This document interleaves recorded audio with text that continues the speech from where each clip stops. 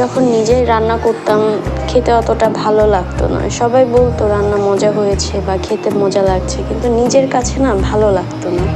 কিন্তু এখন মায়ের হাতের রান্না আসলে তুলনাই হয় না। মা যেটা রান্না করে সেটাই খেতে মন চায়, সেটাই একটা তৃপ্তি সহকারে খাওয়া যায়। অনেক সময় আমাদের বাবা মাও অনেক ভুল করে, আমাদের জন্য ভুল কোনো কিছু ডিসিশন নেয়।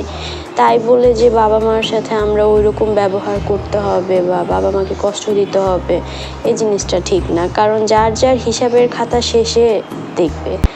আমার ভুল হয়েছে, আমার হিসাব আমাকে দিতে হবে, আমার বাবা মার ভুল হয়েছে, তাদের হিসাব তাদের দিতে হবে। কিন্তু নিজে কতটুকু ওকে আছি এটা জানাটা খুব দরকার, আর এটা থাকাটাও খুব দরকার। যার যার কর্মফল তার তার। আজকে মা রান্না করছে রুই মাছের পেটি আর মিষ্টি কুমড়া ভাজি। বর্তমানে আমার দিনগুলো একদম ঘরবন্দি যাচ্ছে, মোটেও বাহিরে বের হচ্ছি না। বাহিরে বের হতে ভালো লাগছে না। যেসব মানুষ থেকে আমি কষ্ট পাবো, মন চাই ওইসব মানুষ থেকে অনেক দূরে থাকি। দূরে আছিও আলহামদুলিল্লাহ, আল্লাহ অনেক ভালো রেখেছে আগের থেকে। আসলে বিপদ না পড়লে বোঝা যায় না কে আপন কে পর। বিপদে আপনার তারাই পাশে থাকবে যারা প্রকৃত ভালোবাসে, এছাড়া দুনিয়ার কেউ আপনার পাশে থাকবে না। সবাই পাশ থেকে আইহুতাশ করবে, কিন্তু কেউ আপনার পাশে থাকবে না। একটা 5 বছরের বাচ্চাকে আপনি যেভাবে বুঝ দিতে পারবেন, একটা 10 বছরের বাচ্চাকে আপনাকে ওইভাবে বুঝ দিতে হবে না। ও অনেক কিছু বুঝবে।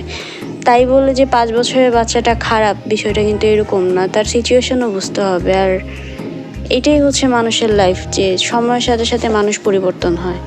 বয়সের সাথে সাথে মানুষের অনেক কিছু পরিবর্তন হয়, অনেক কিছু বুঝতে শিখে মানুষ। যে জিনিসটা 5 বছর আগে আমি বুঝতাম না, সেই জিনিসটা এখন আমি অনেক ফিল করি, অনেক বুঝি। তো এইটাই। যাক, সবাই ভালো থাকুক, সুস্থ থাকুক, আল্লাহ সবাইকে অনেক ভালো রাখুক, আল্লাহ আমাকে অনেক ভালো রাখুক। হয়তো সময় খারাপ, সময় পরিবর্তন হতে কতক্ষণ। মানুষের জীবনটাই এরকম। সবাই ভালো থাকবেন, সুস্থ থাকবেন। আল্লাহ হাফেজ।